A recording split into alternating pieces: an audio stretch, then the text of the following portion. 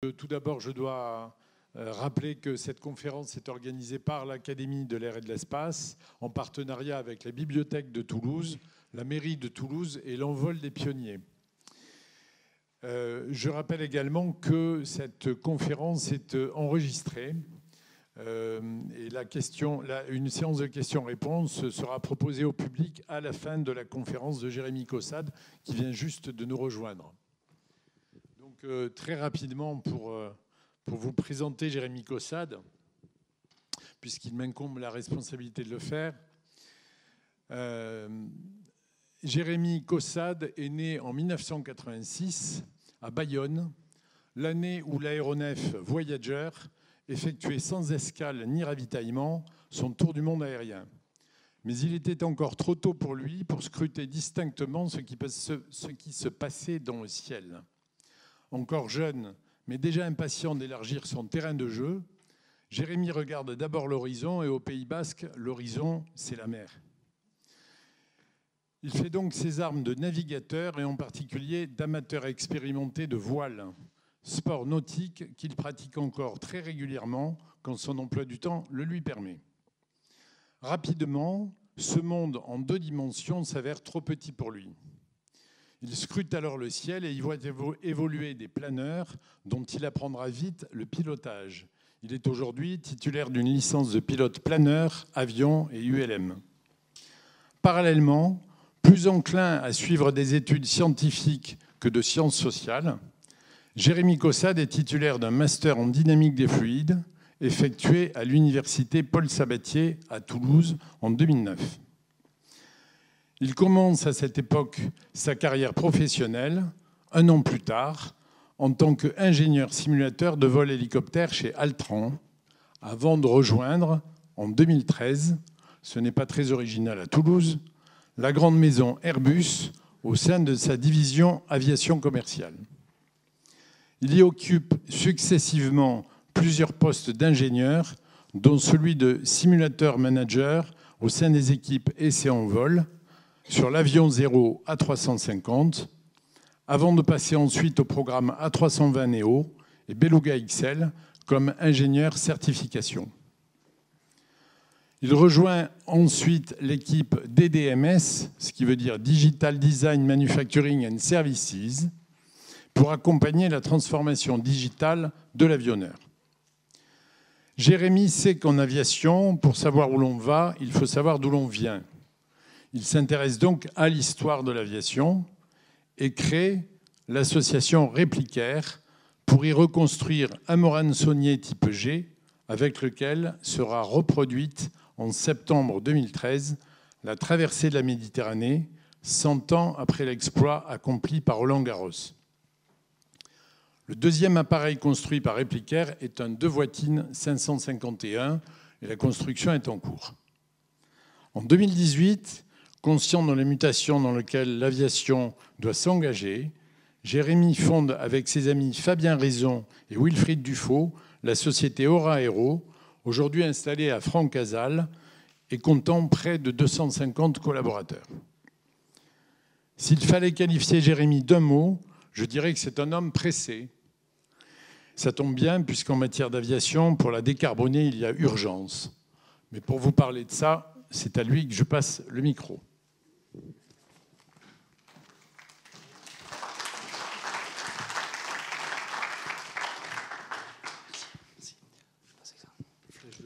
Super. Bien, merci beaucoup, merci pour l'invitation. Très heureux d'être là. C'est un honneur et je vais essayer d'être à la hauteur. N'hésitez pas, si vous avez des questions, on le fera sûrement à la fin, mais si vous en avez au fil de l'eau, n'hésitez pas. Ce que je vous propose aujourd'hui, c'est d'essayer de vous donner une petite perception de ce qu'on voit depuis qu'on a créé la société en 2018 et depuis qu'on s'est mis sur des sujets d'avions bas carbone et d'aviation décarbonée. Je vais essayer de le plus sincère possible. Je ne suis pas là pour vendre des avions. Si vous voulez, on peut en parler à la fin de la conférence. Mais plutôt vous donner un petit aperçu de ce qu'on fait, de pourquoi on le fait et des opportunités surtout qu'il y a derrière et des limitations qui y sont associées. Alors, ça peut paraître très pompeux ce qui est écrit là. Mais c'est très important parce que quand on crée une dynamique de société ou d'association, il faut qu'on soit bien d'accord sur quel combat on a envie de mener et où c'est qu'on a envie d'aller, et au passage avec qui on a envie de le faire. Et ça, on l'a fait il y a quelques temps, de petites traductions françaises, puisque normalement les slides sont plutôt en anglais. C'était pour se dire, ok, mais finalement, quand on a créé Aura en 2018, on crée un autre constructeur d'avions, ce qui n'est pas extrêmement original à Toulouse, mais enfin, c'est quand même un sujet. Et donc le sujet était de se dire, qu'est-ce qu'on a envie de faire en fait. Et donc ça revient souvent à définir ce que doit être les missions et les valeurs. Et finalement, la vision qui est associée à ça, c'est que demain, on doit voler mieux. Jusqu'à il y a peu de temps, le sujet dans lequel on était, c'était rendre le transport aérien abordable. Encore avant, c'était rendre le transport aérien sûr et qui pouvait servir à relier les hommes. Et encore avant, c'était voler tout court. Donc on voit bien que là, on arrive dans une nouvelle génération. La nouvelle génération, elle ne peut pas s'affranchir de ce qu'on a derrière nous. Par contre, on doit voler en cohérence avec les enjeux de transformation du climat. Et donc, on doit voler de façon plus sobre. Donc, on doit voler mieux. Et donc, voler mieux, ça c'est la vision. Et donc, les missions qu'on s'est données, c'est de se dire comment on peut accélérer finalement les enjeux de décarbonation de l'aérien pour continuer à ce que l'avion soit un outil au service des hommes. Hop. What?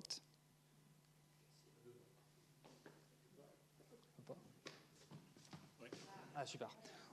Ok, juste pour rappeler qu'on n'est pas tout seul et que surtout Aura, on l'a pas créé non plus tout seul. Il se trouve qu'avec Fabien et Wilfried, on a aussi créé, on était aussi à l'origine quand même de Replicair et qu'on avait fait quand même quelques avions avant de se lancer chez Aura. Et donc 5 ans plus tard, on est toujours tous les trois avec un peu plus de monde autour de nous, mais on est toujours tous les trois, on est toujours assez complémentaires et on est toujours très heureux d'avoir lancé la dynamique qu'on a lancée en 2018. Alors, qu'est-ce qu'on a fait en 2018 ? Depuis 2018, donc en 5 ans, on a levé, donc pas 40 millions d'euros, mais 55 millions d'euros. On a 2 familles d'avions, et j'y reviendrai. On a à peu près, donc plus 4,5 milliards, mais on va annoncer dans 2 semaines qu'on va passer à 7,5 milliards de commandes sur le 19 places, qui sont des lettres d'intention. J'y reviendrai aussi, donc ça montre quand même qu'il y a quand même des gens qui réagissent derrière. On est effectivement un peu plus de 200 employés, on est environ 250 personnes à date, étant entendu que quand le Covid est arrivé, on était 5. On a 4 sites. On a le site principal qui est à Toulouse. On a également un site en Normandie, qui est une société qu'on a rachetée en 2020, qui fait de la réparation et qui est notre centre d'excellence sur le bois carbone. J'y reviendrai aussi un petit peu plus tard. On a environ 6500 m² de bâtiments industriels, ultra majoritairement sur Toulouse, et environ 600 m² à date qui en deviendront 2000 l'année prochaine à Bernay. Et les 12 hectares sécurisés, ça c'est le projet de la construction du site d'Aura sur Francazal qui hébergera à la fois l'activité du 19 places et aussi des avions légers. Donc on n'a pas trop chômé. Et donc sur les sites d'implantation, j'ai parlé des 2 français. On a aussi également une présence aux États-Unis. On a créé une filière là-bas parce que c'est le plus gros marché du monde. On ne peut pas se contenter d'envoyer des avions depuis Toulouse. On a besoin d'avoir une activité solide là-bas. Et on aura une activité industrielle là-bas également. Et puis Bruxelles, dans laquelle on a un bureau parce qu'on travaille beaucoup avec la Commission européenne au sein d'une alliance qui s'appelle l'ASEA, qui s'appelle Alliance for Zero Emission Aviation, dans lequel on a la chance d'avoir été nommé au Steering Committee. Désolé, après je ferai en sorte d'avoir le moins d'anglicisme possible. Le Steering Committee de l'ASEA, et dans lequel on représente avec Airbus la totalité des constructeurs d'avions européens au sein de l'Alliance. Et pourquoi Airbus apparaît assez évident. Et pourquoi Aura a été choisi par la Commission aux côtés d'Airbus ?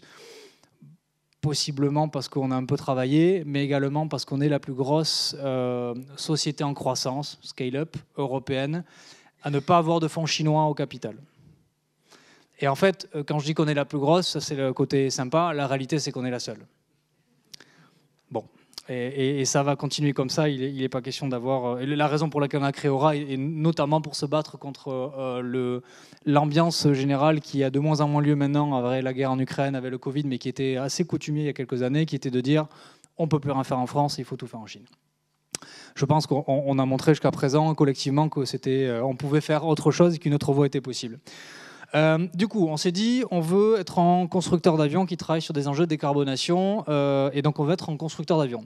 C'est quoi un constructeur d'avions? Vous le savez sans doute, c'est des compétences, des moyens industriels, des agréments et des produits. Et c'est les 4. Sans les 4, on n'est pas un constructeur d'avions. Donc, où c'est qu'on en est aujourd'hui? Là aussi, c'est très factuel. C'est une grille de lecture que vous pouvez réutiliser pour jauger nos concurrents, nos amis, et les autres sociétés qui travaillent sur ces enjeux-là dans le monde.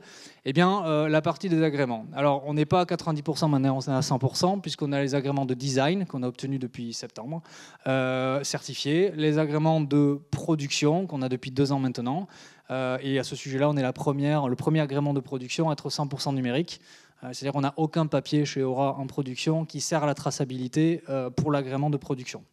À quoi ça nous sert? On gagne beaucoup de temps. Ça évite d'acheter des armoires, ça évite d'avoir à gérer du papier, et on s'en porte bien mieux. Et puis, les FTO, qui est la Flight Test Organisation. Donc en gros, je sais designer dans un environnement contrôlé, je sais produire dans un environnement contrôlé, je sais voler dans un environnement contrôlé. Et la chose qui nous manque pour arriver à avoir un schéma complet, c'est la certification des avions. J'y reviendrai, on est en cours.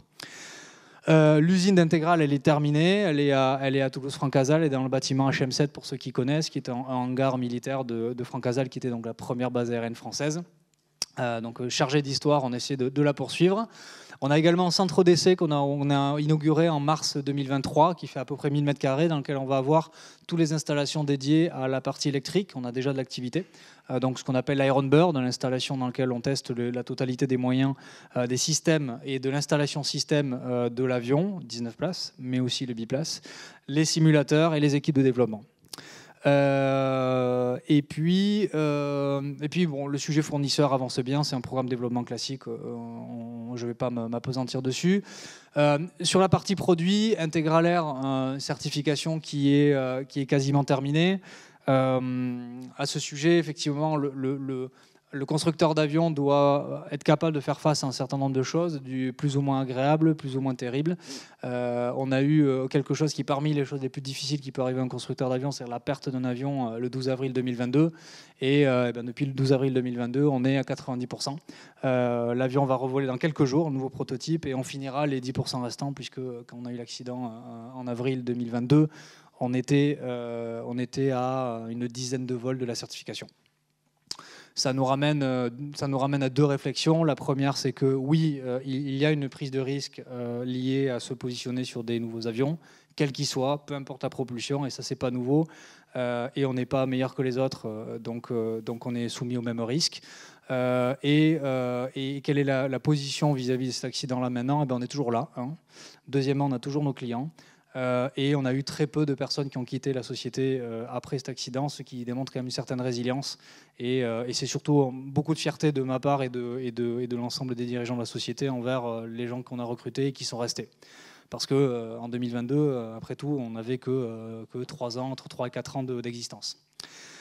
Voilà, donc depuis, on a quand même continué, puisque le Integral Air, donc la partie sol est terminée sur la partie certif, le proto va voler dans quelques jours, on finira.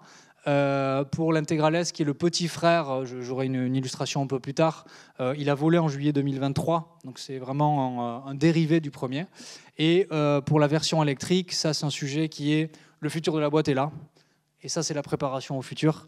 Integral électrique est un avion qui est en cours d'assemblage, il a été présenté au Bourget, le prototype. On commencera les essais au sol d'ici la fin de l'année pour voler début d'année suivante, et une certification à venir probablement 2 ans plus tard. On estime qu'il y a à peu près 2 ans de certification. Et la petite victoire qu'on a eue, pour ceux qui connaissent un peu la certif, on a eu l'agrément de l'EASA pour considérer cet avion-là comme une modification majeure des avions d'avant, ce qui veut dire qu'on peut capitaliser sur tout ce qui a été fait précédemment. Et la certif d'ERA, on est au début, mais j'aurai l'occasion d'y revenir. Donc, les produits. Alors déjà, peut-être une petite question que vous pouvez vous poser, c'est pourquoi on a choisi ces avions-là et pourquoi on a décidé d'être suffisamment masochiste pour avoir 2 gammes d'avions dès le début de la société. Et la réponse, en fait, elle est extrêmement simple. on est convaincu que dans le monde actuel, avec les environnements de certification, de règles du travail, de tout ce qui incombe à une société, la PME pour un constructeur d'avion n'est plus la bonne taille, elle n'est plus la bonne taille de société. On doit être une ETI, et une ETI plutôt performante. Et donc, on ne structure pas une ETI pour faire que des avions légers. Il faudrait avoir une cadence telle pour le justifier que c'était pas jouable. Et en même temps, on est dans un pays, dans un territoire qui a quand même plutôt l'habitude de faire des avions assez gros. Et on sait qu'il y a un besoin, et qu'en particulier sur les sujets d'aviation commerciale, il y a quand même un renouveau apporté et un dynamisme apporté par l'arrivée de nouvelles technologies qui rendent possible les choses qui n'étaient pas possibles préalablement. Et donc, on est sur le même environnement de certification également. On est dans ce qu'on appelle la CS23, qui va du monoplace jusqu'au... Pardon ? Quelqu'un a quelque chose à dire ? D'accord. Et cet avion-là, du coup, est un 19 places qui est donc limité dans la même catégorie que ceux-là, moyennant qu'il y ait moins de 19 passagers et que l'avion fasse moins de 19 000 livres ou 8 tonnes 6. Et pourquoi c'est intéressant ? Parce que la certification dans ce monde-là est prête à accueillir des avions avec des architectures un peu différentes. Ce qui n'est pas le cas des gros avions, qui sont tous les avions qui sont concernés par la réglementation dès qu'ils dépassent 19 sièges, donc à partir de 20 passagers, au-dessus de 8 tonnes 6. Voilà. Donc, du coup, on s'est dit, on pense qu'il y a un marché. Cet avion-là, on appelle ça un commuteur. Le vrai inventeur du commuteur, au sens succès commercial, s'appelle Embraer. Ça leur a plutôt réussi quand même. Et si on compare un petit peu qu'est-ce qu'il existe à l'heure actuelle, même sans parler de propulsion électrique, on se rend compte qu'en fait, on se bat contre des avions qui ont minimum 30 ans et plutôt 40-50 ans en termes de design.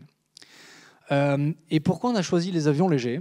Eh bien parce que le marché qu'il y a derrière, c'est le marché de la formation des pilotes. C'est un marché qui est colossal, dans lequel on a beaucoup de mal dans le monde à fournir le nombre de pilotes nécessaires pour voler dans les avions.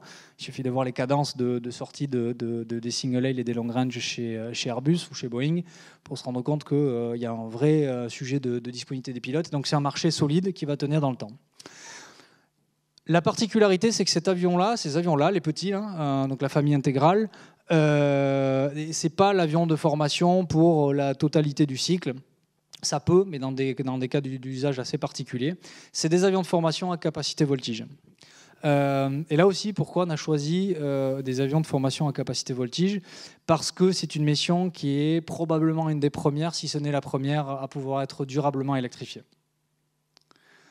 Et parce que quand on vole, qu'on s'appelle l'armée de l'air, Midi-Pyrénées Voltige ou autre, la problématique des nuisances, du bruit, du coût des moteurs de voltige, puisqu'il n'y a qu'un seul fournisseur au monde qui s'appelle Ecoming, du coût de l'essence est un énorme sujet.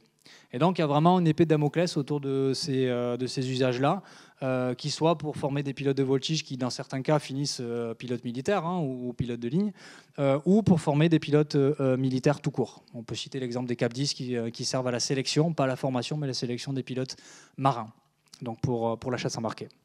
Voilà, donc on a choisi ces deux-là parce qu'il y a bien un lien entre lui et lui.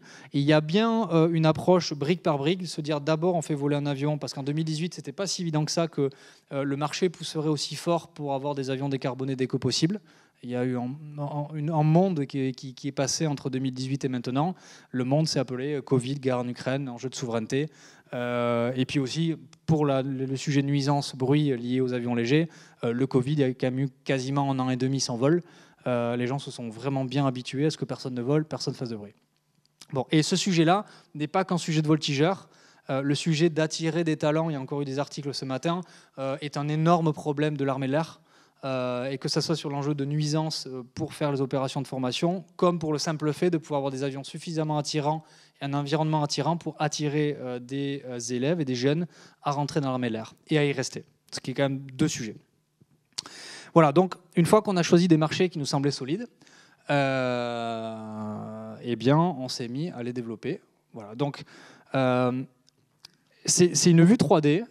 Dans quelques jours, on pourra faire la même photo avec des vrais avions, parce que les avions sont là. L'avion rouge a volé en juillet, et l'avion gris, lui, a volé dès juin 2020, et revolera d'ici quelques jours, comme on l'a dit. Bon, j'ai déjà expliqué un peu à quoi ça servait, mais l'idée générale, c'est de se dire une mission de ce type pour ces avions-là, c'est environ 1 heure maximum, et c'est plutôt 35 minutes à 40 minutes quand il y a de la voltige ou des situations inusuelles. Et ça, il se trouve que c'est exactement le cas d'usage qu'on est capable de solutionner avec du tout électrique. Et donc, basculons directement, si vous le voulez bien, sur la partie tout électrique. Donc, c'est quoi les enjeux liés à ces avions-là? On doit faire des avions dans lesquels on a un coût de l'heure de vol qui est maîtrisé, dans lequel on a une safety qui est au moins équivalente aux avions de maintenant, et dans lequel on doit réduire le plus significativement possible nos émissions. Et il se trouve que dans tout un tas de champs d'application, c'est probablement les seuls avions dans lesquels on peut réellement décarboner à très court terme. Donc du coup, ça devient un sujet vraiment important. Et j'en veux pour preuve un appel d'offres sur lequel on est positionné, qui s'appelle Telum, qui est un appel d'offres de remplacement de tous les avions de formation de la Royal Air Force, qui représente à peu près entre 150 et 250 avions, dans lequel le cahier des charges est un avion décarboné. Donc on a eu déjà pas mal d'échanges. Les gens de la Royal Air Force ont déjà volé, alors pas sur la version électrique puisqu'elle n'a pas encore volé, mais sur la version thermique. Et qu'est-ce qu'on garantit? Et ça marche très fort en ce moment en termes de marché. On garantit que finalement vous pouvez commencer sur cet avion-là, et dès que la mission va un peu au-delà du tour de piste, vous pouvez passer sur son petit frère thermique pour continuer à voler. Et que quand vous allez avoir à revenir pour faire le cycle de situations inusuelles, donc de décrochage, voire les vrilles en fonction du programme de formation, si c'est civil ou militaire, vous pourrez repasser sur l'électrique et que vous aurez grosso modo les mêmes qualités de vol, les mêmes ascentrages, le même cockpit, et donc une facilité de sauter de l'un à l'autre sans perdre du temps dans la formation, puisqu'après tout, l'enjeu économique d'un avion de formation, c'est le plus rapidement possible amener l'élève d'un statut de terrien à celui de pilote qualifié avant de partir en compagnie aérienne ou de rentrer en escadron.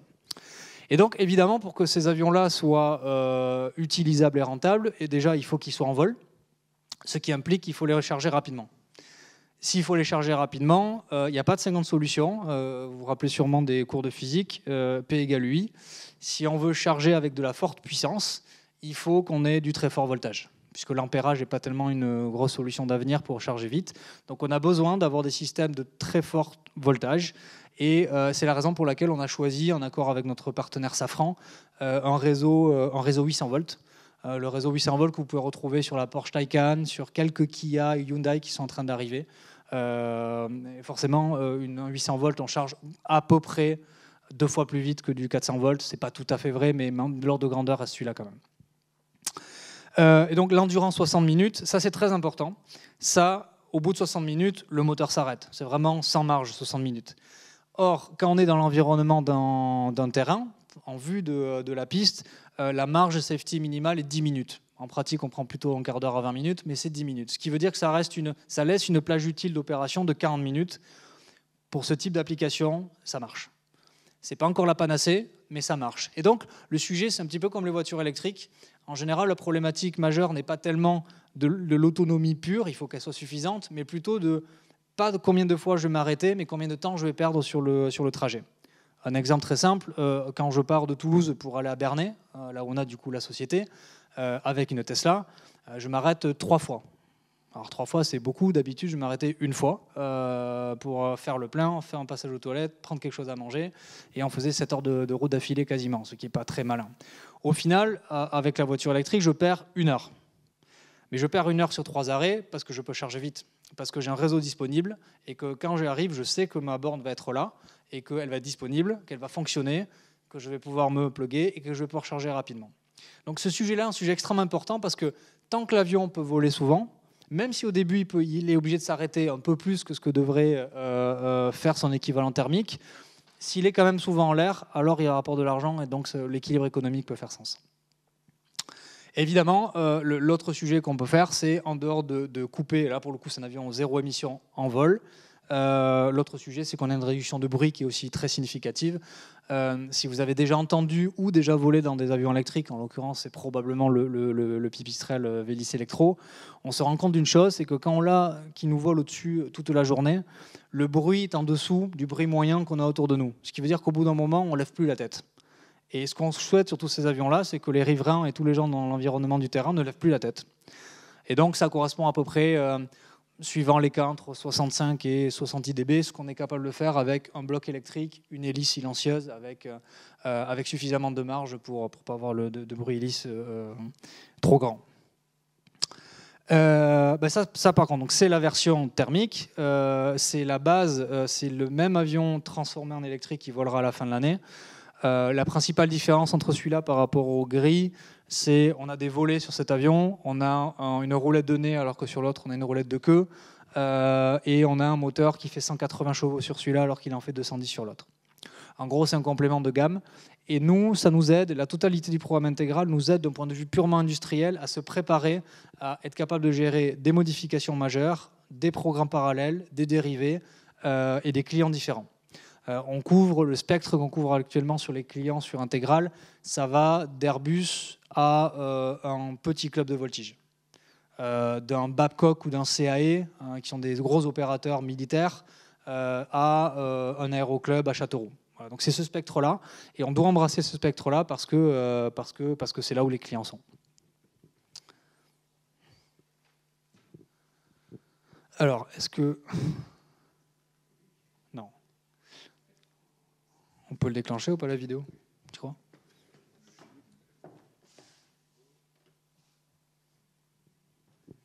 Ah non, si c'est si tu l'as sur PDF, tu l'auras pas. Ok. Donc, est-ce qu'à ce stade, vous avez des questions déjà, éventuellement? Je passe toute la vidéo.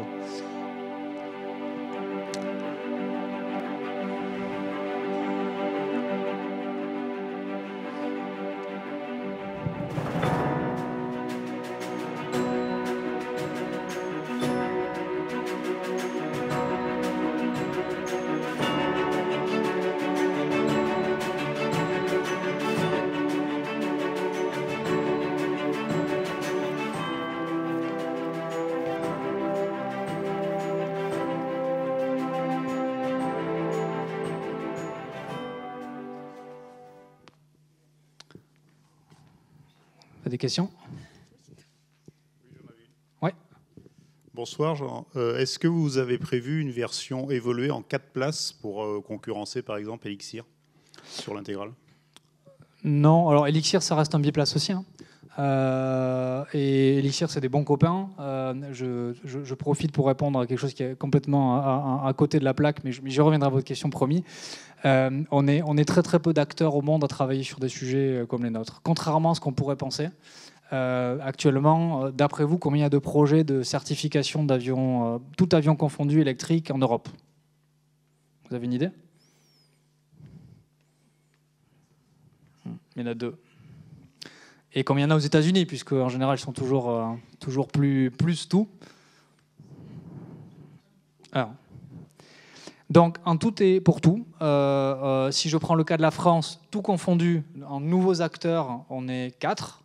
Si je prends au niveau européen et je mets les eVTOL de côté, ça sera l'objet d'un débat futur si vous voulez, on est 4. Et au niveau mondial, on est moins de 10.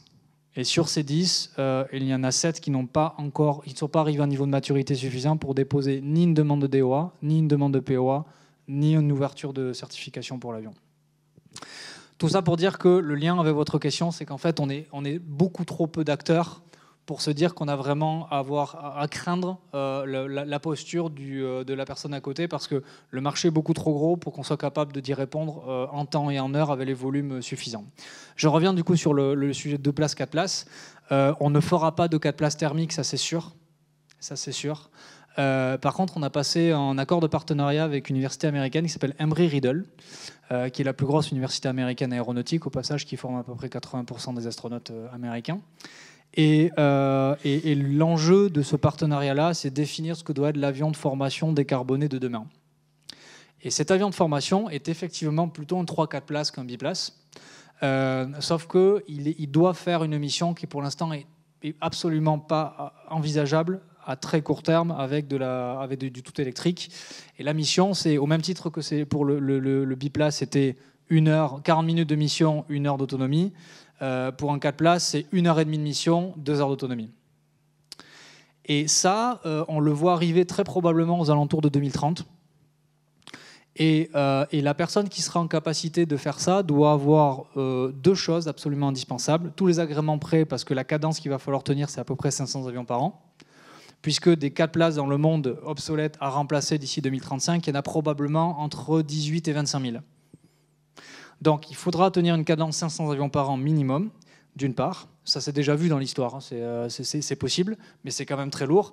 Et d'autre part, il faudra avoir la brique technologique suffisante pour être capable de faire 1 heure d'autonomie en étant capable de charger l'avion en moins de 30 minutes. Et donc, la posture qu'on a décidé de prendre, c'est de dire, OK, ça c'est notre marché de masse pour les avions légers demain. Il est assez probable qu'on ne le fera pas tout seul et on pourrait le faire avec Elixir, d'ailleurs. Et, pardon ? Oui, Voltaero, pareil, c'est des gens dont on est assez proches, qui travaillent sur d'autres sujets, d'autres avions. Je pense qu'ils ne sont pas tellement sur le sujet de l'avion de formation, parce que l'avion de formation, c'est vraiment un vrai sujet industriel lourd. Il faut des fortes cadences, il faut un très fort soutien aux flottes. C'est des avions qui volent beaucoup.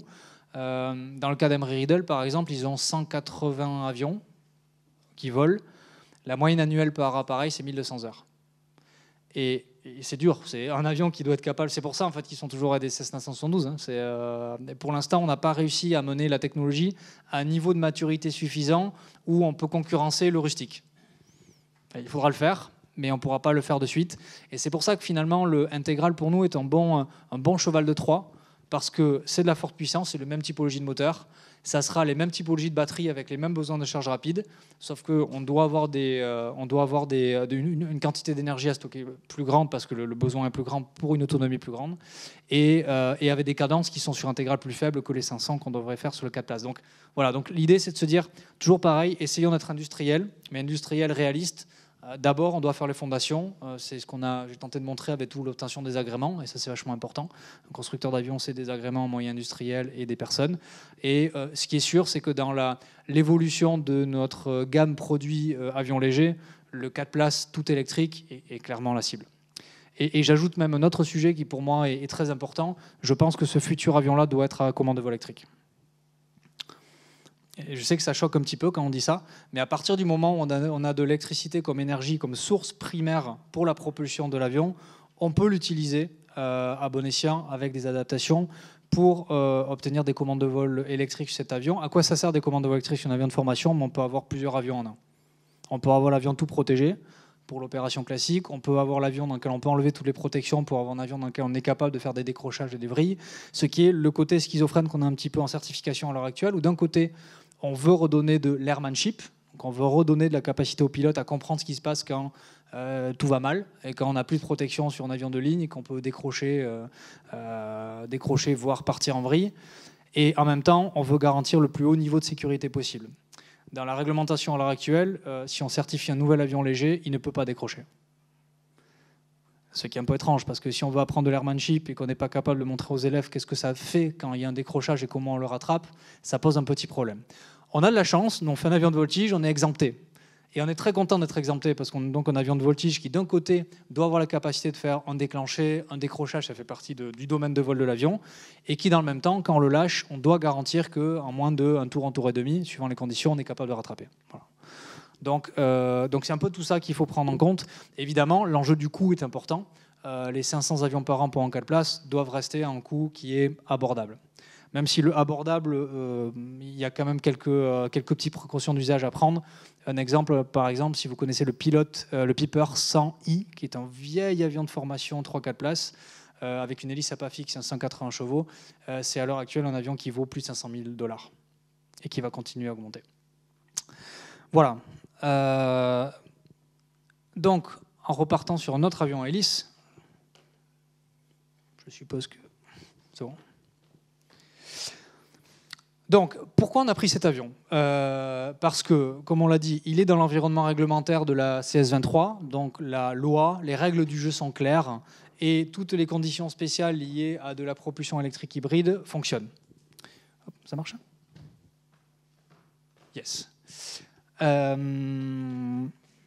Deuxièmement, c'est un avion qui ne vole pas très haut, pas très vite, pas très loin. C'est de l'aviation régionale, donc c'est en dessous du niveau 250, c'est grosso modo 250 nœuds. Et c'est à peu près une mission typique de 1 heure à 2 heures. La mission de l'avion régional, c'est 1 à 2 heures de vol, donc entre 300 et 600 milles nautiques, donc on va dire à peu près entre 600 km et 1200 km. Ça, c'est la mission type. Et pourquoi ces données-là, elles sont vraiment capitales? Parce que s'il fallait aller plus haut, on a des problèmes physiques, on appréhende mal à l'heure actuelle avec de l'électrique de forte puissance, notamment ce qu'on appelle des charges partielles. Si on va très vite, on a des problématiques de concentration de puissance qui fait qu'on a du mal à gérer proprement tout ça. Et pas très loin, parce que pour des problèmes d'autonomie, c'est un peu comme une Toyota sur le principe. Une Toyota hybride, c'est vachement sympa, sauf que si on fait de l'autoroute en permanence, ça ne sert à rien. Eh ben, en avion régional, c'est pareil. Si on l'utilise pour faire 2000 km en permanence, en gros, on transporte les batteries qui vont servir pour une fraction de la mission, et donc ça ne sert pas à grand-chose. Donc, évidemment, c'est un avion dans lequel le client final reste le passager. Et il se trouve qu'on a été habitué à avoir une évolution du confort gigantesque sur les avions de ligne, ce qui n'a pas du tout été le cas, ou peu le cas des avions plus petits. Et je me concentrais sur le 19 places. Il y a eu beaucoup d'évolutions sur les avions régionaux, notamment chez ATR. Les avions de maintenant ne sont plus tout à fait comme ceux d'avant. N'empêche qu'il n'y a pas eu de saut technologique majeur depuis très longtemps. C'est toujours des avions à câble. C'est toujours des avions relativement bruyants parce qu'un turboprop avec une turbine, ça fait quand même du bruit.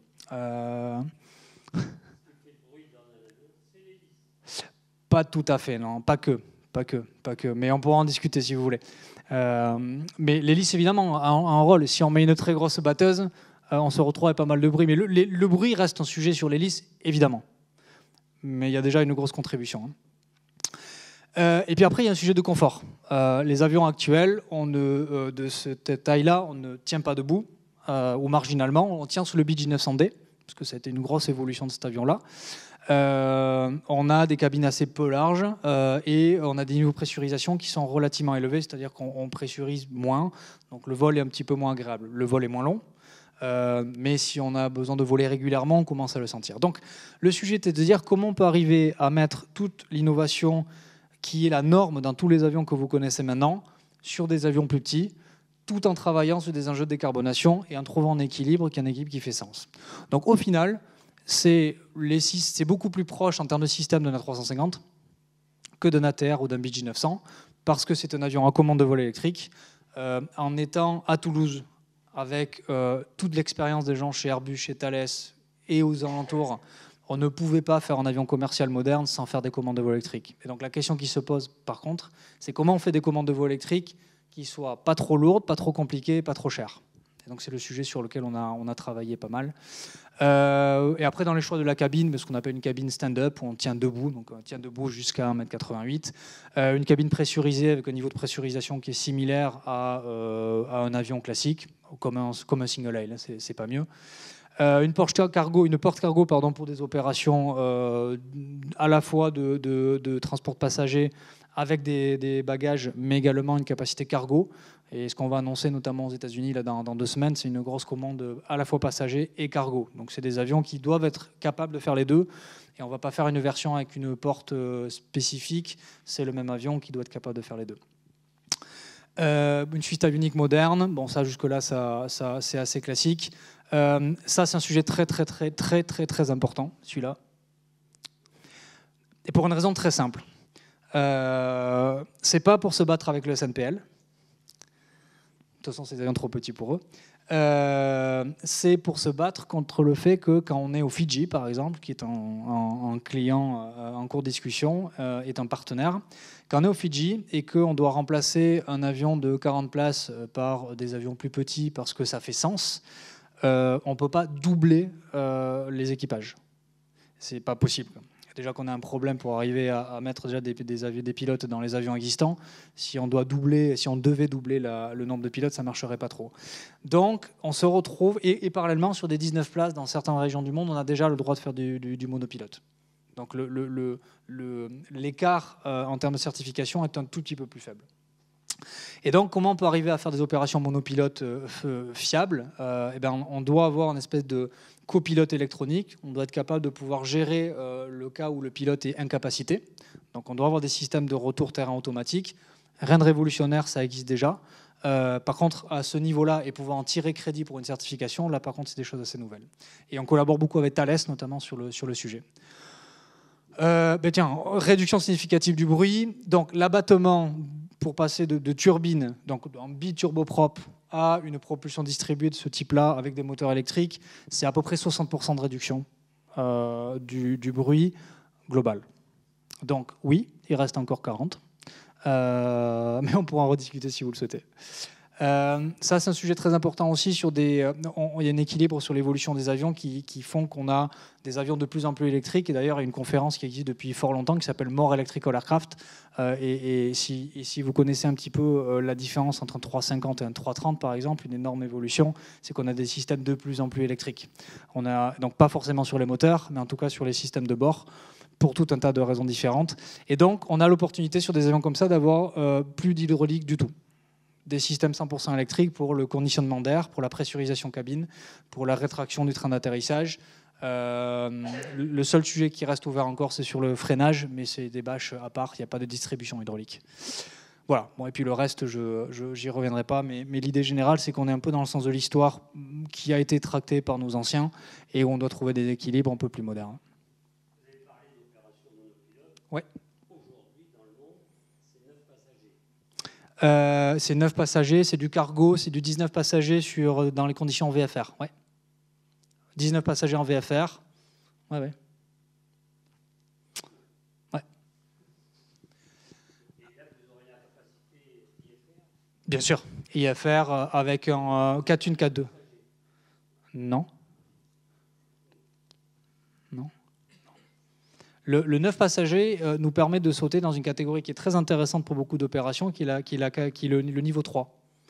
Un commuteur opéré en 9 descend à un niveau 3. Un niveau 3, on peut s'affranchir de beaucoup de choses, notamment des marges de sécurité perfo, qui nous permet de dispatcher sur des pistes en faisant de l'aviation quasiment privée. Ça, c'est le cas de l'aviation aux États-Unis, par exemple. La plupart des compagnies, Cape Air et Ameriflight, toutes ces compagnies-là, exploitent en 9 passagers parce qu'ils peuvent l'opérer dans un standard d'opération qui est déclassé et qui donc leur permet de faire des choses, et notamment le monopilote. Mais ce qui est sûr, c'est qu'en Europe, par exemple, pour l'instant, on ne peut pas faire de monopilote en 19 places, ça c'est clair. Mais de notre côté, il y a un peu l'histoire de l'œuf et la poule.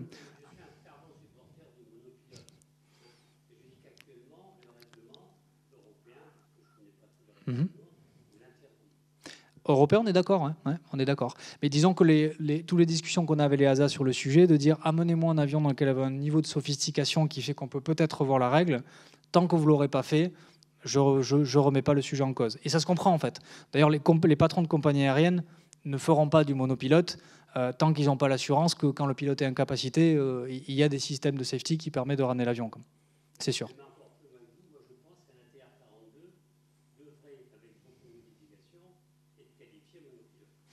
Probablement. Ouais. En termes technologiques et techniques, il n'y a absolument aucun obstacle. Je pense qu'il y a un enjeu de perception d'une part et de conservatisme de l'autre. Ouais, c'est vrai. Disons que c'est un avion hybride, ouais, j'y arrive pour expliquer un peu le fonctionnement. Ouais, tout à fait, c'est un hybride.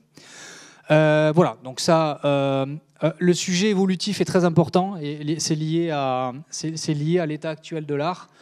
On peut faire voler cet avion-là avec les batteries qu'on a sur Integral électrique. Donc les batteries qu'on a déjà, on peut déjà faire un avion qui fonctionne. Pourquoi ? Parce que c'est un avion hybride et pas un tout électrique. Et je vais y revenir. Et évidemment, plus les batteries vont progresser, plus l'avion aura des capacités de décarbonation grandes. Parce que c'est une hybridation qu'on appelle série. Voilà, donc c'est un hybride. Donc qu'est-ce que c'est un hybride ? Dans notre cas, c'est un hybride série. On a des moteurs électriques avec des hélices, on a des batteries, et on a une turbogénératrice. La turbogénératrice, c'est une turbine avion, en l'occurrence, hélicoptère même. C'est une turbine avec 2 génératrices couplées, qui sont couplées sur les étages de turbine, et qui sert à faire 2 choses, qui peut soit fournir de l'électricité pour les moteurs électriques en direct, et ou fournir de l'énergie pour recharger les batteries. Et donc on peut avoir des modes dans lesquels on peut avoir à la fois les batteries, qui envoie de l'énergie, de l'électricité, et la turbogénératrice en même temps. L'intérêt de ça, la beauté de ça, d'un point de vue technique et aéronautique, c'est qu'on peut dégrouper la partie propulsion de la partie génération, stockage de l'énergie. Et ça amène quelques degrés de liberté qui sont assez intéressants. Et je vais commencer par ceux qui sont peut-être pas les plus évidents, mais qui sont malgré tout très intéressants. À l'heure actuelle, si je veux faire en 19 places classique, j'ai grosso modo un choix. Je peux mettre une PT6, une Pratt & Whitney. Je peux éventuellement envisager de mettre le nouveau moteur de GE, le Catalyst, mais pour l'instant, les puissances ne sont pas suffisantes. C'est des moteurs qui, au mieux, seront 50% de SAF et qui sont des très vieux moteurs, qui n'ont pas de FADEC et qui ont un certain niveau de consommation qui n'est quand même pas vraiment au standard moderne. Dans ce cas-là, je peux avoir un tout petit peu plus d'ouverture en mettant des turbines qui n'ont aucun rapport, on est d'accord, avec les hélices, et qui du coup ont une notion de travail d'intégration pour le rendre avionnable qui est un petit peu plus léger. Il se trouve que pour autant, c'est quand même une turbine aéronautique. Pourquoi ? Parce que si on veut pouvoir y compter dessus, elle doit être au niveau de standard certif qui va bien. Et deuxièmement, on ne peut pas dire « Ok, c'est super, on a fait une chaîne géniale qui est ici, elle est complètement décarbonée » et mettre, comme la proposition de Newell par exemple, de mettre un APU, donc une génération électrique, avec des consommations absolument terribles. C'est absolument aucun sens. Donc on doit avoir une chaîne qui, du jet ou du SAF qu'on a ici pour alimenter le moteur jusqu'à la propulsion ici, doit être évidemment bien meilleure que le turboprop tout seul. Et c'est possible parce que là, du coup, on monte une turbine qui est en l'occurrence la turbine du H160, qui est la Rano, qui est une turbine qui est beaucoup plus récente, qui est équipée d'un FADEC et qui, du coup, permet en tant que telle d'avoir des réductions assez significatives. Et les batteries donc, sont stockées, alors, en l'occurrence dans la version définitive, elles ne sont pas ici, mais on est en train de finir de déposer un brevet. En tout cas, elles sont par là. Et le sujet général est de se dire comment je peux arriver à ce que le surpoids lié à mes batteries par rapport à un chargement classique avec du carburant me donne un niveau d'efficacité énergétique meilleur. Et on a travaillé longtemps sur le sujet, et au final, on arrive à un équilibre qui fonctionne très bien sur banc et par calcul, et qu'on va s'attacher à démontrer en vol, avec un équilibre qui n'est pas du tout celui qu'on pensait de base. Ça, c'est très clair. Le fait de travailler sur le sujet nous a un peu ouvert l'esprit, en nous montrant qu'il y avait effectivement beaucoup d'opportunités et aussi des contraintes à prendre en compte. Pareil, si vous avez des questions, n'hésitez pas. Oui. Le carburant, c'est du jet, avec le taux d'incorporation qu'on pourra avoir sur les turbines sera 100%. Ça aussi, c'est une possibilité où là, sur des turbines modernes, il n'y a pas le choix, les motoristes doivent garantir du 100%, alors que sur des turbines plus anciennes, ils vont s'arrêter à 50%. L'hydrogène, c'est exclu parce que le niveau de maturité technologique, pour l'instant, pour nous, on l'estime beaucoup trop faible. Ça ne veut pas dire que ce n'est pas un sujet d'intérêt, mais déjà, là, il y a beaucoup d'enjeux avec des niveaux de maturité de toutes les briques qui sont au moins à TRL 7, donc déjà un niveau de maturité suffisante. On a déjà beaucoup de travail pour faire ça. Ce qu'on peut se dire quand même, c'est qu'à un moment donné, il va y avoir une compétition élec-hydrogène. Et en fait, ce qu'on voit, c'est qu'il va plutôt falloir utiliser une combinaison des deux. Donc on pourrait imaginer qu'à terme, cette turbogénératrice devienne d'une façon ou d'une autre hybridée avec les moteurs électriques et une chaîne pile à combustible hydrogène. Pour l'instant, on n'y est pas. L'idée, c'est d'avoir des avions industriels et on a un niveau de maturité qui est beaucoup trop bas. On laisse nos grands frères Airbus et les autres avancer sur le sujet. Il y aura peut-être un cas d'application un jour, en tout cas pour l'instant, on ne l'a pas.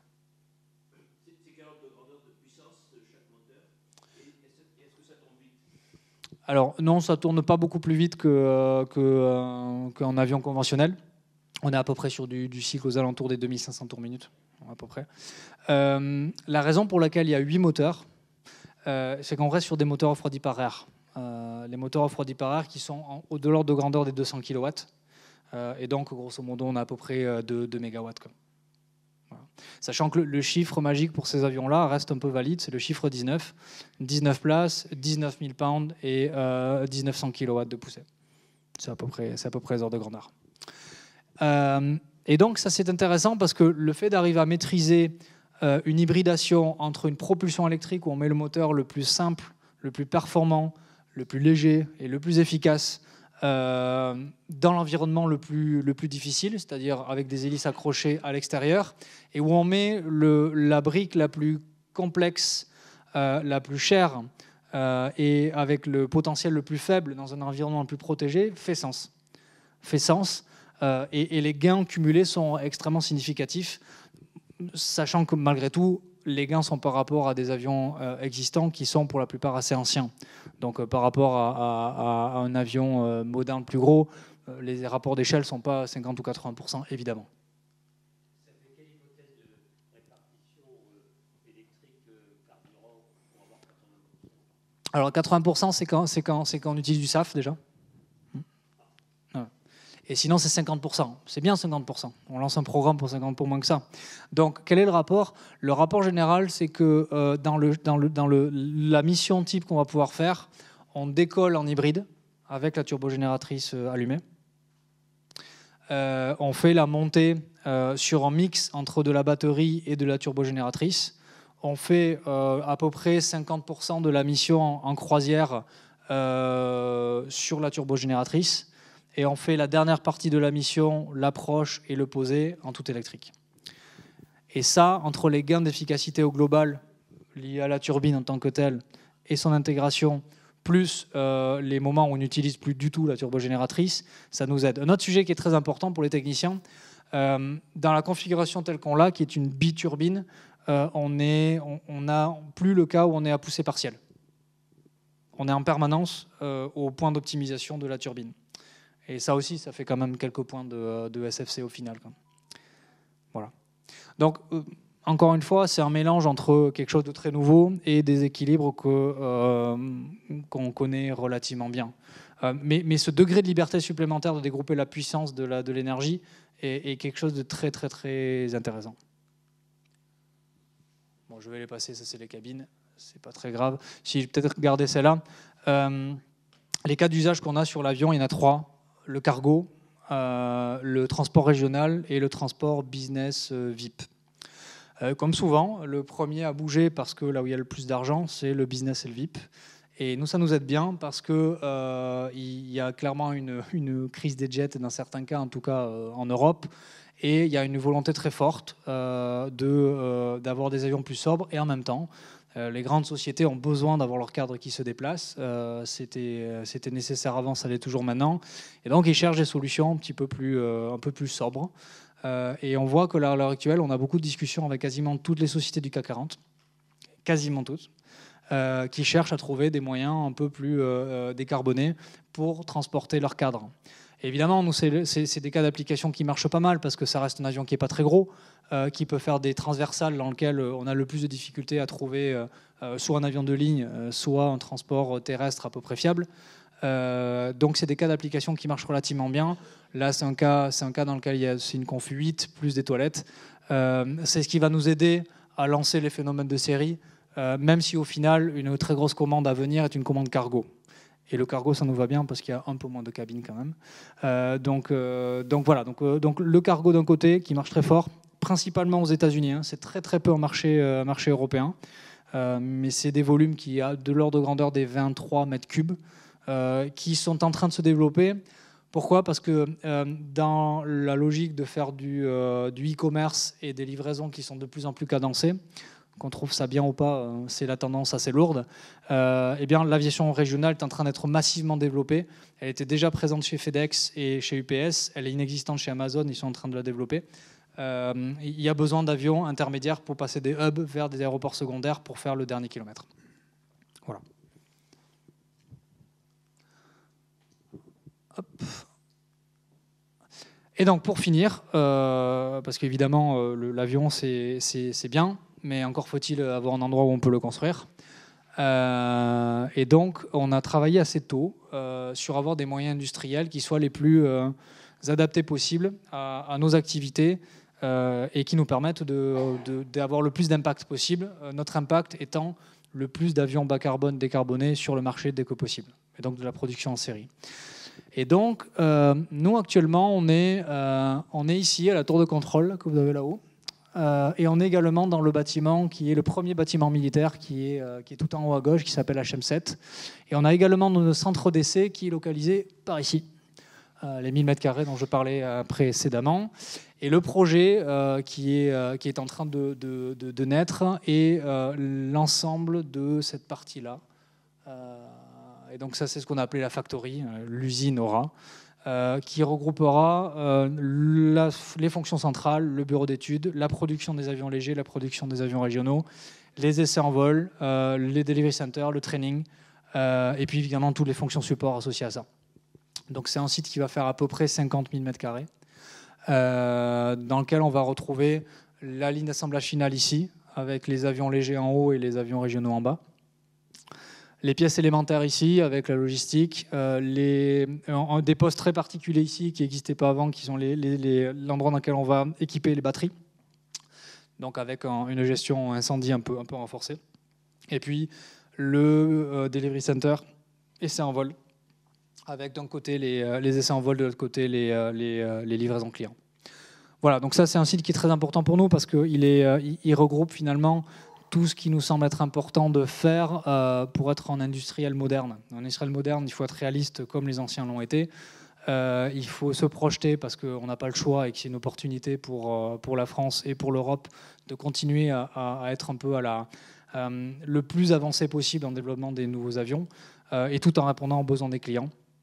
Et donc ça, le dépôt de permis de construire sera pour à peu près le début d'année prochaine, donc dans quelques mois. On a quasiment terminé. Derrière la jolie vue 3D, il y a beaucoup de travail qui a été fait par les équipes pour déterminer quelle est notre stratégie de ce qu'on achète et de ce qu'on fait. Qu'est-ce qu'on assemble ici ou qu'est-ce qui arrive tout assemblé et quelle est l'organisation industrielle qu'on met derrière. Et là aussi, comme pour tout, on s'appuie énormément sur les anciens. On a un réseau d'anciens assez colossal qui nous aide. Et c'est ces personnes-là qui ont fait le 320 et tous les avions d'Airbus qui ont suivi, les Falcon, le TBM et autres. Et c'est très important pour nous parce que autant sur le côté industriel que sur le côté technique avion, on a des nouvelles choses à faire. Les avions de demain ne ressembleront pas aux avions d'hier, mais il y a une continuité évidente dans le développement. On doit toujours se battre contre la gravité, on doit toujours se battre contre la traînée, on doit toujours transporter des gens d'un point A à un point B, que ce soit des personnes physiques ou du cargo. Et ça, que ce soit à propulsion électrique, nucléaire, en carbone, en métal, en chambre, tout ce qu'on veut, ces équilibres derrière restent les mêmes. Donc d'un côté, on a besoin de ce savoir-faire-là qui est assez ancré à Toulouse et qui fait de la place toulousaine probablement la meilleure place au monde pour faire ce qu'on fait. Et en même temps, on est obligé quand même de révolutionner les choses parce qu'on ne peut pas continuer à faire les mêmes avions. Ce n'est pas une fatalité, mais on ne peut pas continuer comme ce qu'on fait maintenant. Et les opportunités sur les avions légers, les avions régionaux restent assez considérables parce que c'est des pans de l'aviation qui vont pouvoir être décarbonés en premier, pour les raisons qu'on a évoquées préalablement. Hop. Bon voilà, donc du coup, c'est juste une petite vue de l'intérieur. Ce qui est très important, c'est que suite à des échanges avec pas mal de monde, et notamment avec le staff du Stade Toulousain, on est arrivé à la conclusion que s'il y avait un objectif à donner à ce bâtiment-là, donc le bâtiment que vous avez vu tout à l'heure, c'est qu'on devait faire en sorte que certaines catégories de personnes qui normalement ne se croisent pas naturellement, qui n'ont pas envie de se croiser, se croisent. Et donc le bâtiment est fait de telle façon que les avions légers et les avions lourds se croisent, que le bureau d'études et la production se croisent, que la direction et les opérations se croisent, et que les clients puissent passer à travers l'usine sans pour autant voir ce qu'on n'a pas envie de leur montrer, mais qu'ils puissent faire partie un peu de la chose. Et donc c'est ce qu'on a fait là, et je pense qu'on va être un des seuls projets où il va y avoir plus d'arbres dans la réalité que ce qu'il y a sur la vue d'Arsist. Parce qu'évidemment, dans le contexte actuel, un site industriel moderne doit être prêt à vivre à peu près 4 mois par an avec des températures moyennes qui dépassent très largement les 30 degrés, et c'est pas neutre, du tout. Voilà, j'en ai fini, je suis à votre disposition pour toute question, et je vous remercie pour votre attention.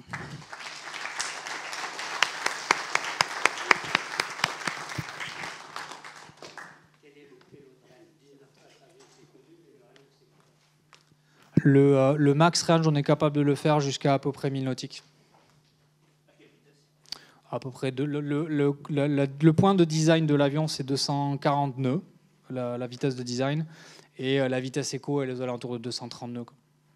Et l'avion peut aller jusqu'à à peu près 300 nœuds, mais le point de design, c'est ça. C'est au niveau 250 et 250 nœuds.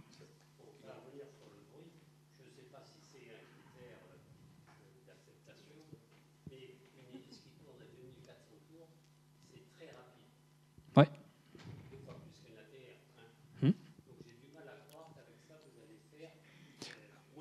Est-ce que vous avez volé sur un Vélis électro? Un Vélis, l'avion électrique de Pipistrel. Alors, s'il vous plaît, allez faire un tour, allez voler dessus. L'avion vole, tourne à peu près à ça. Non, non, mais vraiment, vous allez voir. C'est pas... Et on en reparle si vous voulez après.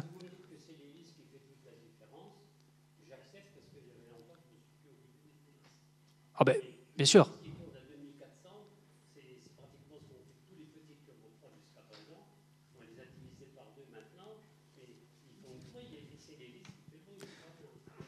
L'hélice étant liée effectivement au diamètre qu'on lui donne, ouais. Et la vitesse en bout de pale. Donc évidemment, c'est des sujets.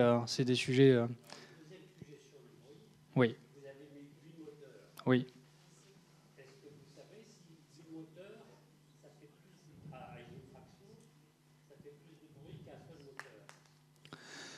Alors c'est difficile de répondre de.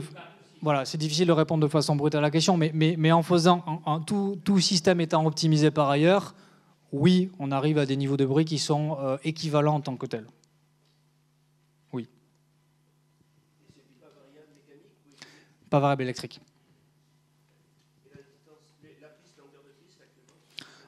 L'idée générale, c'est de pouvoir. Ces avions-là doivent être capables d'être dispatchés sur 800 mètres de piste.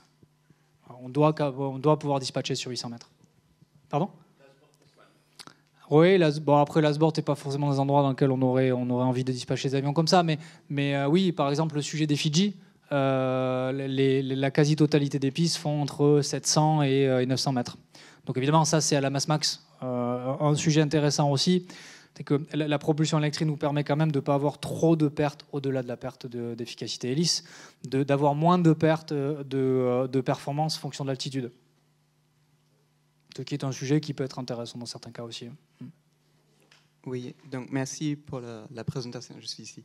Oui. J'ai une question autour de la durée de vie des batteries, parce que j'imagine que la capacité baisse peut-être même plus vite que chez les voitures, dans un usage dans l'avion, et combien de cycles, par exemple, est-ce que la batterie tient, et est-ce que c'est... cet changement de la batterie, et vous tenez compte de ça dans l'empreinte carbone, dans la durée de vie de l'avion? Ouais, merci pour la question. Bien sûr qu'on le prend en ligne de compte. À l'heure actuelle, les batteries ont un cycle d'environ 2000 cycles. 2000 cycles avec un taux d'usage supercharge qui est aux alentours des 70 à 80%. Ça c'est vachement important parce qu'évidemment ça dépend du nombre de fois où on fait des charges rapides, les charges rapides impactant beaucoup plus lourdement la batterie qu'une charge lente. Et donc je donnais deux exemples très différents. Le premier, le cargo, un avion cargo aux États-Unis vole le matin, reste à peu près toute la journée sur le tarmac et repart le soir. Donc dans ce cas-là, même si c'est toujours 2000 cycles qu'on garantit, il est très probable que l'avion ait la capacité de tenir beaucoup plus longtemps que ça. À l'inverse, dans certains cas d'usage où on fait 10-12 vols par jour, on n'aura qu'un vol charge, 1 à 2 vols charge lente et le reste en charge rapide.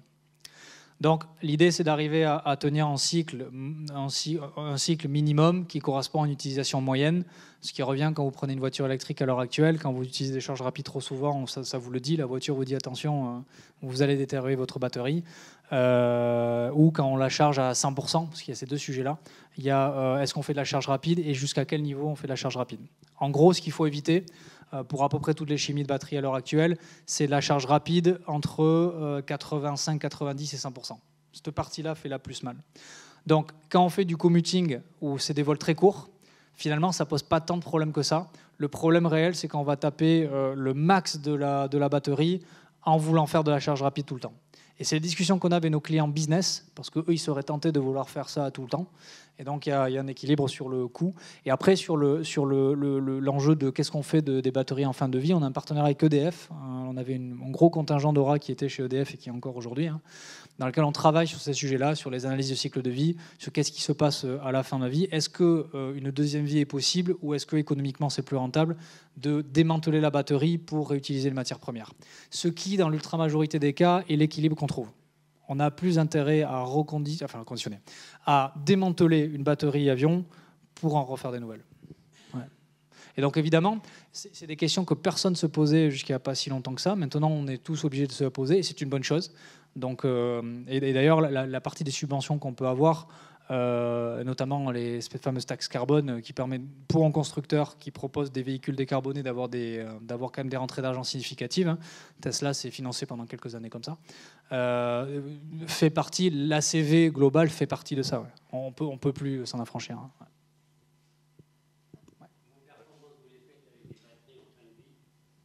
On les fait avec non, on les fait pas en fin de vie. On fait sur un 80% en fin de vie.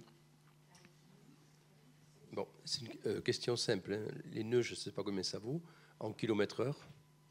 Ça fait à peu près 450 km/h. 450 km/h. Ouais, ce genre de grandeur. Est-ce que la vitesse il paraît que 400 km/h, c'est très bien comme vitesse moyenne. Oui, c'est ça. C'est pour éviter des problèmes avec les avions à hélice. D'accord. Oui, parce que sur des avions régionaux, on a le gain sur la vitesse et sur des vols courts est assez limité. Donc, ouais.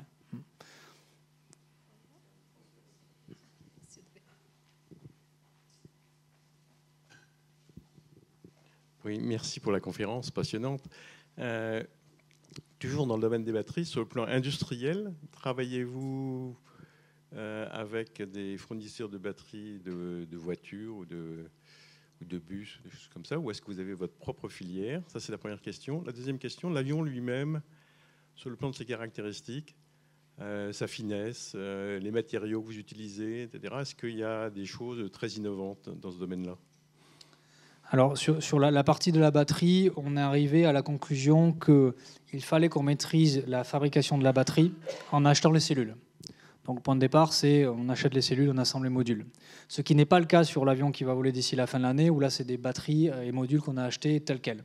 Parce qu'on voulait regarder quel était l'état réel de l'avancement des batteries dans l'aéronautique. Il n'est pas fou, et parce que peu de gens y travaillent de façon industrielle, mais il n'y a pas de fatalité. En gros, on doit travailler sur l'amélioration de la thermique, un énorme sujet lié à la fois à la charge rapide et aussi à la gestion d'un avion qui est à 70 degrés sur le tarmac et qui, quelques dizaines de minutes plus tard, est à moins 30, moins 40. Un vrai sujet de thermique. Et donc, le travail qu'on a à faire, c'est sélectionner les bonnes cellules. Et là, on a un partenariat avec Verkor, qui est une gigafactory en fabrication qui est en France. Et on travaille également avec des fournisseurs japonais qui restent très très à la pointe, notamment sur le solid state, même si à l'heure actuelle les discussions avec eux ne sont pas sur le solid state, pour avoir les meilleures cellules possibles. Les meilleures cellules étant finalement la meilleure densité énergétique installée sur avion.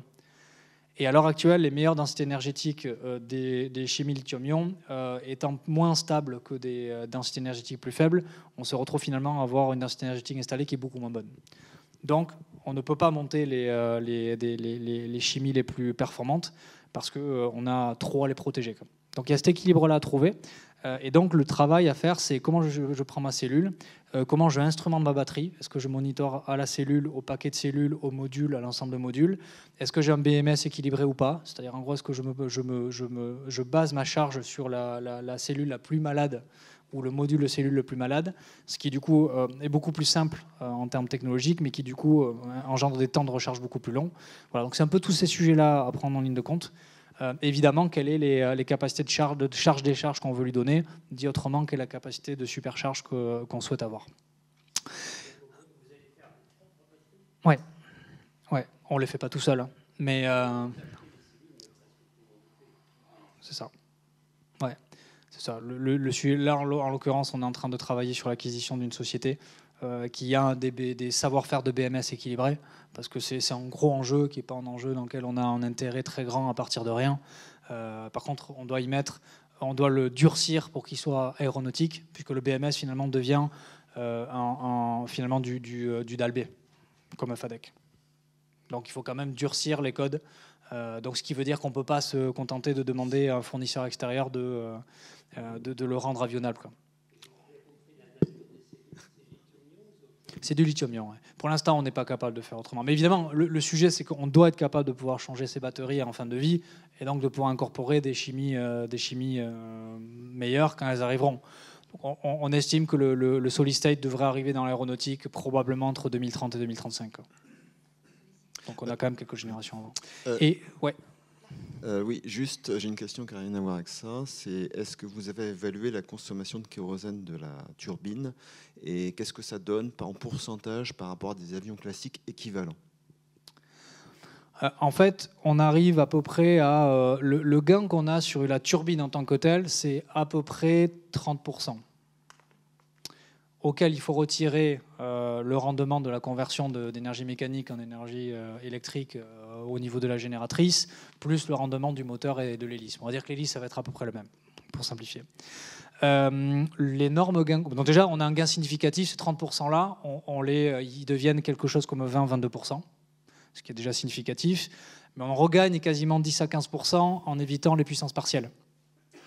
Et sur une mission type, sur un avion régional, c'est beaucoup.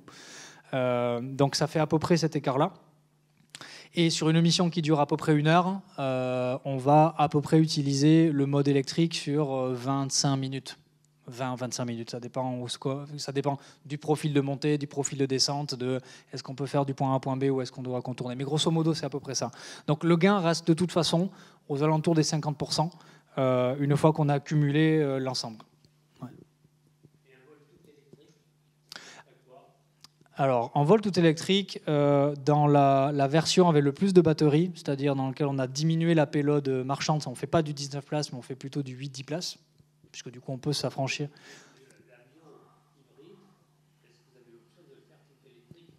Ah non.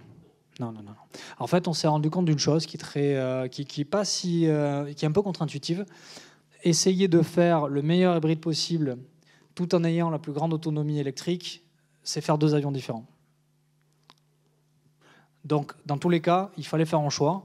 Le choix qu'on a fait, c'est d'avoir l'avion le plus performant possible sur la plus grande quantité de vols régionaux, c'est-à-dire la mission type de 300 à 500 nautiques. Ouais. Donc, finalement, le tout électrique sur ces avions-là est quand même assez limité. Par contre, le gain global reste très significatif. Étant entendu que ces gains-là sont avec les batteries de maintenant. C'est aussi un sujet important à prendre en compte. Plus la batterie s'améliore, plus ces gains-là sont significatifs. Et on pourrait même se retrouver dans une situation dans pas mal d'années où... Pardon ? Et s'il y a du SAF, alors le SAF, en Europe, on a un peu du mal à y croire. En revanche, aux États-Unis, c'est déjà le cas. Nos opérateurs, un des clients avec lesquels on travaille, qui a 120 BG 900, qui fait que du cargo, ils opèrent à l'heure actuelle à 70% de SAF. Donc, c'est un sujet qui paraît un peu lointain en Europe, et je pense que ça va l'être pour encore très longtemps. Par contre, aux États-Unis, ils en ont déjà. On peut toujours discuter de la qualité du SAF sur l'enjeu environnemental, mais bon. La consommation de ces petits avions rapportée à la consommation mondiale, c'est 1%. Exactement. Vous pouvez faire du SAF à 100%. Oui, tout à fait. Et étant entendu qu'on a une discussion assez intéressante à l'heure actuelle, notamment avec Clean Aviation au niveau européen, qui nous dit, mais puisque ça représente pas beaucoup sur les émissions mondiales, ça n'a pas de sens. Moi, la réponse que je lui fais, il s'appelle Axel Crane, en l'occurrence, le patron de Clean Aviation, je dis, c'est vrai, mais est-ce que vous êtes vraiment bien sûr que le premier avion de l'histoire à avoir volé était dans 70 places quand même ? Donc à un moment donné, il faut commencer avec des choses qu'on est capable de maîtriser et continuer à améliorer. Ce qui est sûr, c'est que la technologie et les sujets associés à ça sont scalables. Dans quelle mesure ? Difficile à dire. En tout cas, sur des avions régionaux plus gros, ça c'est sûr. Mais ce sujet de dégrouper, d'avoir la propulsion électrique d'un côté et des turbines de plus en plus performantes qui fournissent l'énergie, fait sens.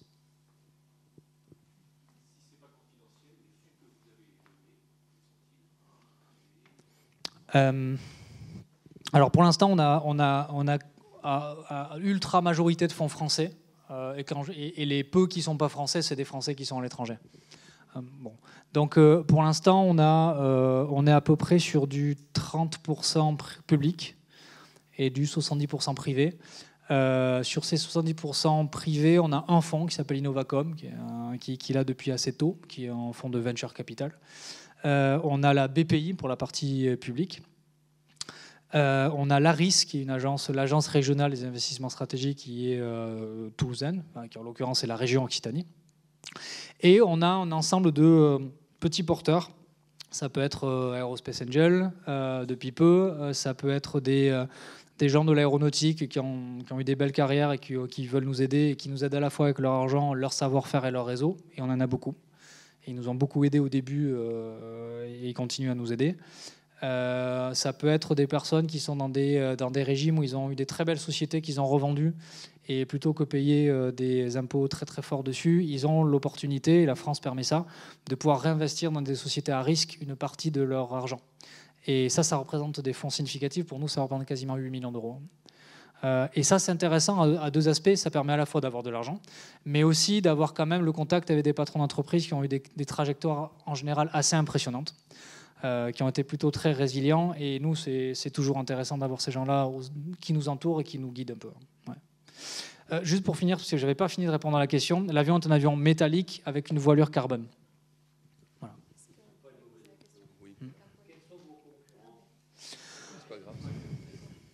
Il y a les 19 places, il y en a beaucoup. Est-ce que quelqu'un envisage de rétrofiter un vieux modèle en faisant Bon courage. Bon courage. Je leur souhaite vraiment beaucoup de bonheur. Et il faudrait qu'ils aient la capacité de pouvoir intégrer une turbine à l'arrière, de changer la voilure complètement, de trouver un ROI derrière. Honnêtement, c'est pas... passer d'un bimoteur à une propulsion distribuée, c'est quand même pas tout à fait pareil, que ça revient à refaire une voilure complète. Hein. Donc le rétrofit, bon courage, c'est comme l'automobile, qu'ils y aillent. Oui, on a des gens qui travaillent sur des rétrofits en étant absolument persuadés que ça va être le prochain Eldorado. Je pense que c'est des sujets qui peuvent tenir tant qu'il n'y a pas des nouveaux avions qui sont sur le marché. C'est comme les voitures. Hein.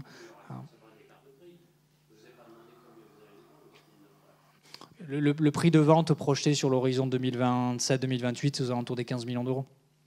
Donc ce qui correspond à peu près à des prix marché pour des avions de ce type-là. Non, le rétrofit, clairement, pour l'instant, aucune démonstration sérieuse n'a été faite pour montrer que c'était faisable au sens économique. Au sens technique, ça peut marcher, mais on peut toujours modifier un avion, on peut faire un démonstrateur, mais de là à rendre le sujet viable, et puis on ne se bat pas avec les mêmes armes. Hein, donc c'est déjà extrêmement compliqué avec des avions comme ça, en ayant un espace de design relativement libre. Donc non, le rétrofit pour nous n'est pas vraiment un concurrent. Donc qu'est-ce qu'on a comme gens sérieux? Nous, on voit aux États-Unis une société sérieuse qui s'appelle Electra Aero, qui est assez sérieuse, des gens qui viennent de l'industrie aéro et qui ont fait des choses sérieuses dans le passé. On est tombé à peu près aux mêmes conclusions, soit dit en passant. Donc ça, c'est plutôt rassurant. On a une caricature suédoise qui s'appelle Earth Aerospace. Pourquoi caricature? Parce que pendant longtemps, ils étaient alignés face à nous avec un 19 places tout électrique. C'est sympa, mais c'est absolument impossible à faire. Et comme on était face à eux et qu'ils ont beaucoup expliqué pendant longtemps, ils nous ont piqué quelques investisseurs en expliquant qu'eux, ils faisaient quelque chose d'ambitieux et nous pas. Et bien, quand ce n'était pas possible, ils ont eu un petit sujet, donc ils ont basculé sur un 30 places hybride. Et je pense que d'ici 2-3 ans, ils auront peut-être compris un certain nombre de sujets, moyennant qu'ils travaillent sérieusement. Donc, Quel est l'effet de taille? Comme on dit, des hybrides petits, ça a déjà volé. Vous êtes à 19 places, pourquoi pas un 30 places? Sachant que dans un mois, après, il peut jusqu'à 50. Actuellement, le marché il demande un 30-40.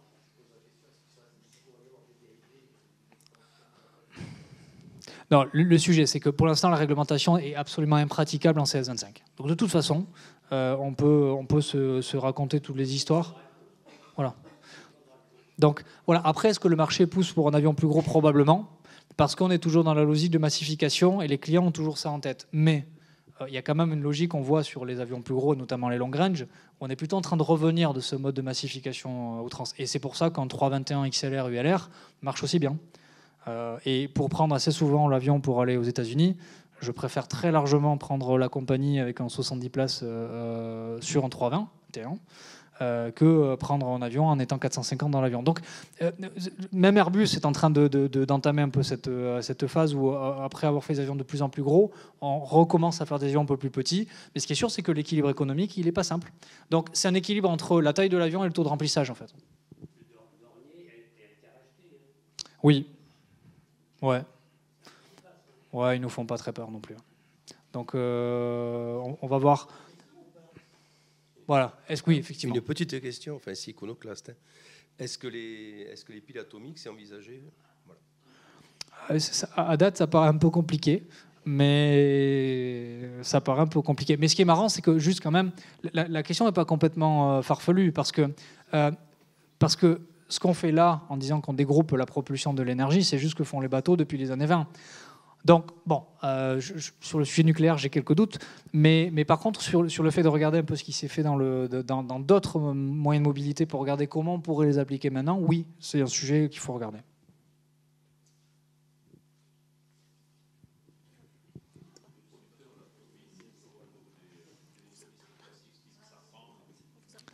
Ouais. Ouais, en l'occurrence, là, il y a une compétition assez féroce entre Safran et Rolls-Royce, que ça soit sur les moteurs électriques et sur les turbogénératrices. La perception qu'on a à l'heure actuelle, c'est que Safran a quand même une grosse longueur d'avance. Ils ont commencé très tôt. Et pour une raison très simple, c'est que les sujets d'hybridation ne sont pas que des sujets qui touchent un 19 places. On voit bien que sur un single aisle, on a des bénéfices à avoir alors plutôt des hybridations parallèles que séries. Mais on voit bien qu'on a des intérêts à avoir des boosts électriques qui permettent du coup d'avoir des ratings plus faibles sur les turbines et donc des consommations meilleures et des coûts plus faibles. Ouais. Donc le sens de l'histoire est quand même là.